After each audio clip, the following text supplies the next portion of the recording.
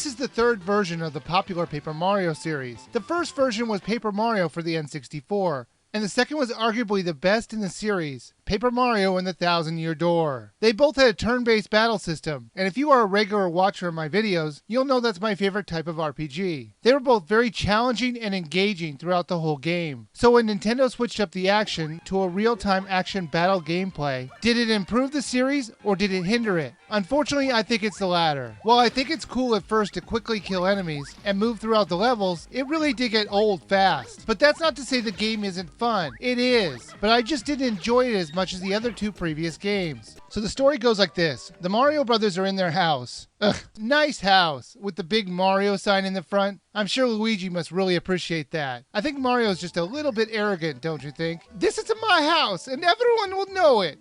Anyways, the story starts out with Toad coming to the Mario Brothers house and telling him the princess has been kidnapped.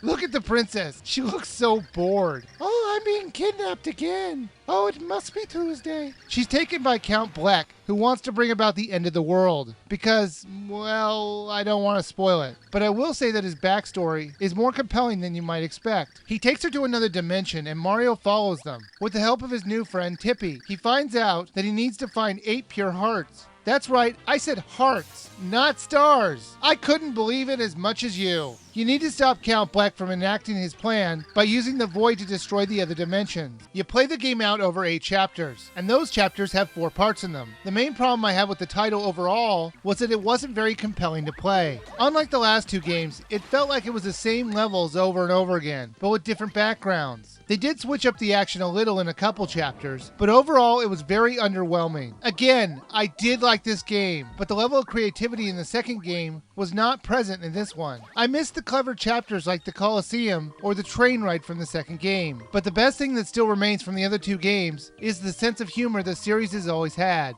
The main gimmick of the game is that Mario is normally traveling in a 2-dimension, but he soon learns a trick that'll move him into a 3D perspective. To do this, all you have to do is press the A button. I thought this mode was very clever, and it was very fun to see the differences in the landscape when I flipped to 3D. Sometimes an unpassable blockade or a large enemy could be easily passed just by moving around them in 3D.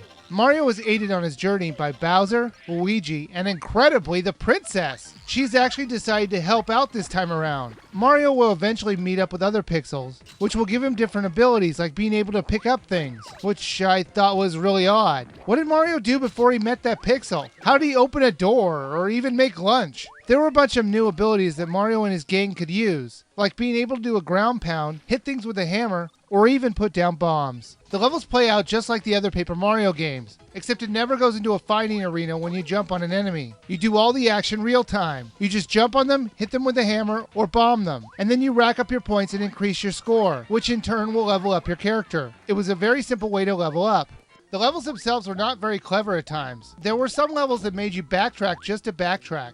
And there was even one chapter where you literally had to weigh down your Wiimote's directional pad and walk away for 10 minutes. What were the designers thinking when they put in that part, where you had to find something else to do for 10 minutes while the game racked up enough money for you to advance? I know it's just a classic game stalling technique, but it really sucked. Even the animations on the characters were just reused from the second game. And the characters that were made for this title were blocky and jagged. The whole thing can be beaten in about 15 to 20 hours, depending on how fast you can barrel through the game. And with Mario's ability to move into 3D, the temptation to bypass enemies and get to the end of the chapter is really too strong not to do it. So, is Super Paper Mario a good game? Yes, but it is definitely the worst of the Paper Mario series so far. It just seems like the creators didn't put too much effort into making the game, with the reused characters and even reusing the main town. However, it is still a good game. It's just not one you're going to go back and replay, unlike Paper Mario and the Thousand-Year Door. So I think the game is worth a rent.